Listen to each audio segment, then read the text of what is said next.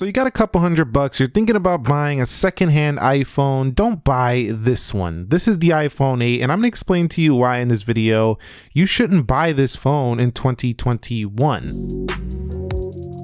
So what is up, guys? Nick here, helping you to master your technology. The first reason is the price. So we're gonna go over here to eBay and check out where this thing is kind of hovering on the secondhand market. You could see 179 to 264.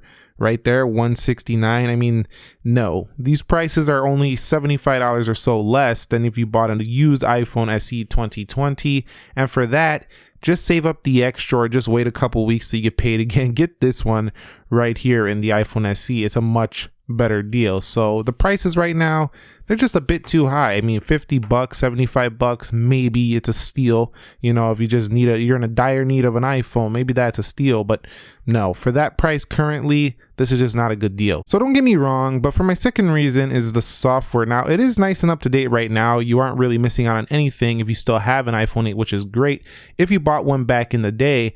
But right now, this one is already going on like its fourth update. It's gonna have its fourth major update later this year. So down the line, Apple's phones are gonna get more powerful. The software is just not gonna be as great on this older iPhone 8. Not saying it's not gonna have a couple more updates. I'm pretty sure it will. But this phone right here, definitely it's going to be outdated very shortly here. So I just don't think if you're planning on buying an iPhone to keep for a while, this is the one you want to get in terms of longer software support. And the third reason, the performance. Now the performance right now is virtually imperceptible from the newer, iPhones that are out right now. It's pretty decent actually, and definitely has enough power to keep up with your daily iPhone tasks, more than enough power right now. But the thing is that I found this phone to start getting a little bit warmer than it used to get, so that could tell me that maybe it's becoming less efficient. Also, I will state that if you're buying expecting blazing fast performance, this is not going to be it. It doesn't have no ProMotion display, not that the newer ones do either. We're waiting on that feature, but when that does come out, this will feel even older. In addition, the speed of this phone as it goes on will start to deteriorate, get a little bit slower. So 2 gigs of RAM also will be having you reloading applications more often than you would like. So while I do think this is great still in 2021 for regular everyday performance, I think going forward, this is not a great choice just due to it having a 10 nanometer CPU. We do have the 5 nanometer CPUs, and Apple's going to be launching the 3 nanometer CPU going forward. So as the iPhones evolve, this one is already going on 4 years old. So it's going to be quite a bit far back when it comes to the overall processor performance. Although, like if you're just doing basic iPhone use, this will still be okay here in 2021. Next up, the battery life is trash on this phone in 2021. I don't know how better to put it. I don't care if it triggers you. It sucks. It's one of the worst battery life of the iPhones you can buy.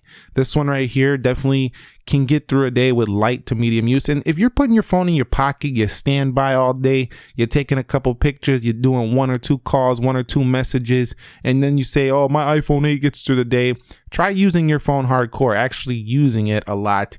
People will tell you this thing definitely doesn't make it. However, what is going on with this phone is that you do have some nice wireless charging. This was one of the first, I think this was the first model to bring the wireless charging. So that's nice, but you're going to be on the charger quite a bit if you use this thing any type of heavy. If you're driving and you're using GPS or whatever, this thing's going to drain quick.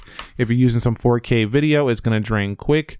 This was the days when you kind of needed those battery packs for the iPhone. So the battery, pretty trash on here at 1821, I believe it is. So it's a pretty small size as well, meaning that if you look for this used, you're probably going to find this battery with less than 100% health when you find this phone. Next up is the cameras are far behind the times. Over here on the 12 mini, while this is much out of the league of price point as this phone, we do have a dual camera here.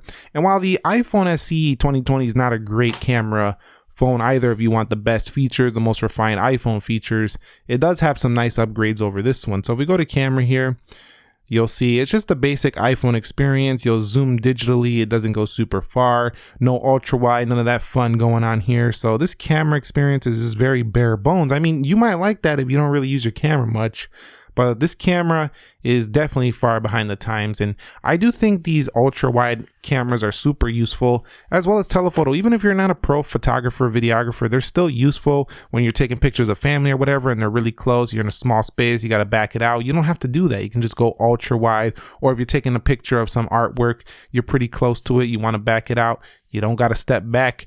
The ultra wide comes in handy. This camera right here, just a very basic camera. Also, if you buy this, you're going to get the older 7 megapixel camera on the front. Now, I think the SE still has this, but I trashed it for that too. But if you go with one of the newer 10Rs or 11, you'll get the better front. And if you go with the newer iPhone 11, you'll get the better front-facing camera. So the 7 megapixel, just very old school iPhone camera on the front, nothing too special. It can't do really great video on the front either. Doesn't match up perfectly with the back. But the really neat thing about this, I will give it credit for, is the 4K 60, but I still wouldn't buy it just for that feature alone, just because the cameras are just kind of dated at this point on the iPhone 8. So the next reason not to buy this iPhone 8 is this phone is just going to have crappy resale value, period. If you buy this and you think you're going to get some money back, unless you're going to go rip somebody off, which I really don't recommend you do, that would be pretty bogus.